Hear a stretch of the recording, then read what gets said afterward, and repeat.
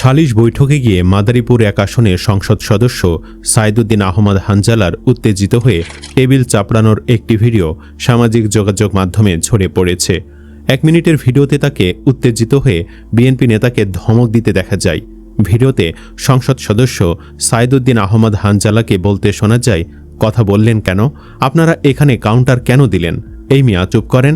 তখন পাশে বসা একজন বয়োজ্যেষ্ঠ ব্যক্তি বলেন, চুপ করব মানে? আমি চুপই তো আছি।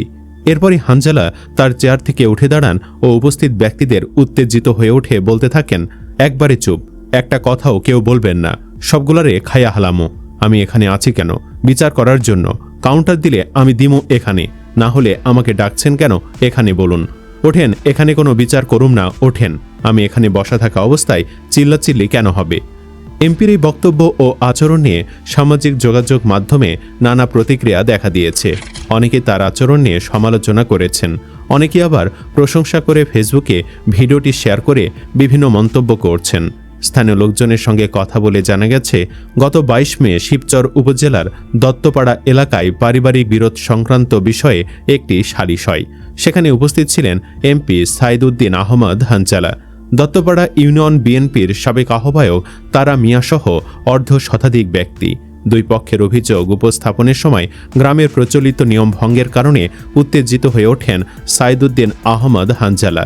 মানে এমপিকে বিচারের জন্য ডেকে এনে এমপিকে কথা বলতে দেওয়া হচ্ছিল না। সেখানে বিএনপি নেতা তারা মিয়া বিচারকে একপাক্ষিক করার চেষ্টা করছিলেন। এর জন্য ক্ষেপে যান হানজালা।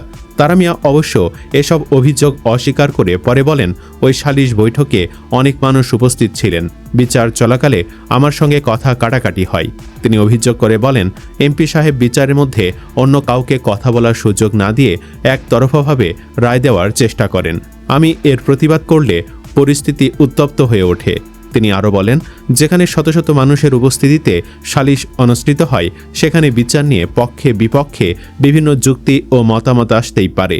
একজন বিচারকের দায়িত্ব হলো সেসব কথা ধৈর্য সহকারে শোনা, তা না হলে সেটি জনসম্মুখের সালিশ না হয়ে ঘরোয়া বা একতরফা বিচার হয়ে যায়।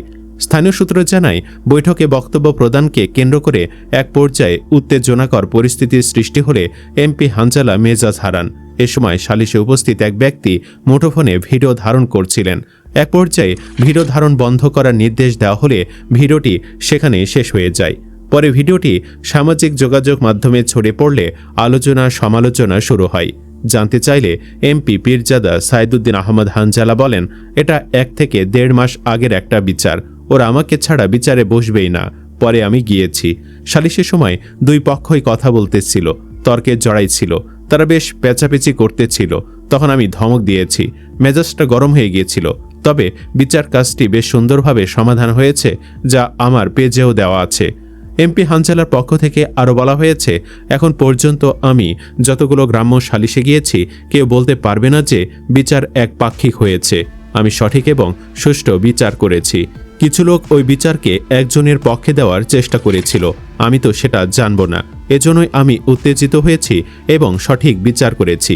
কেউ কেউ এমপি হানজালার সমালোচনা করলেও প্রশংসায় পেয়েছেন বেশি। ফেসবুকে একজন লিখেছেন, হানজালার ভিডিওটি দেখে এতটাই ভালো লাগলো বলে বোঝানো সম্ভব না। আমরা হুজুররা সব জায়গায় নরম হয়ে যাই। আপনি হুজুর যদি হুজুর হন তবে হয় আপনাকে ওমরের মতো হতে হবে, না হয় আবু বকর সিদ্দিক রাদিয়াল্লাহু তাআলা আনহুর মতো হবেন। অনেক হুজুর আছেন যাদের মসজিদের চাকরি বাঁচাতে কমিটিদের কাছে নত হয়ে যায়। আরে ভাই, রিজিকের মালিক আল্লাহ, নত হলে আল্লাহর কাছে হবেন, মানুষের কাছে নয়। এমপি হানজালার মতো এমন এমপি সারা দেশে আরও 10 জন হলে মানুষের হুজুরদের প্রতি আকর্ষণ বেড়ে যাবে। আগামীতে নেতা হবেন এদেশের কোরআনের পাখি হুজুররা ইনশাআল্লাহ। এদিকে হানজালাকে নিয়ে কটূক্তি করেছেন বিএনপি নেতা ও গণ অধিকার পরিষদের সাবেক সাধারণ সম্পাদক রাশেদ খান। তিনি ওই বক্তব্যকে কেন্দ্র করে হানজালাকে চিড়িয়াখানায় দেখতে চান বলে মন্তব্য করেছেন। অবশ্য রাশেদ খানকে এমপি হানজালা সাহেবও চমৎকার জবাব দিয়েছেন। রাশেদ খান গণ অধিকার পরিষদ থেকে দল ত্যাগ করে বিএনপিতে যোগ দিয়েছিলেন। সেই বিষয়টি নিয়ে কটাক্ষ করে হানজালা বলেন, রাশেদ খান আমাকে চিড়িয়াখানায় দেখতে চাই, আমি তো চিড়িয়াখানা যাবই, তবে থাকব বাঘের সাথে।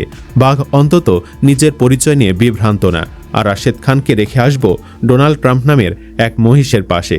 দেখি দুজন মিলে কতক্ষণ গল্প করতে পারে।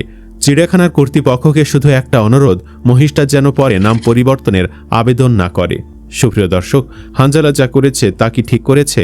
কমেন্ট বক্সে জানিয়ে দিন আপনার মতামত। ভিডিও ভালো লাগলে লাইক দিন এবং চ্যানেলটি সাবস্ক্রাইব করুন। ধন্যবাদ।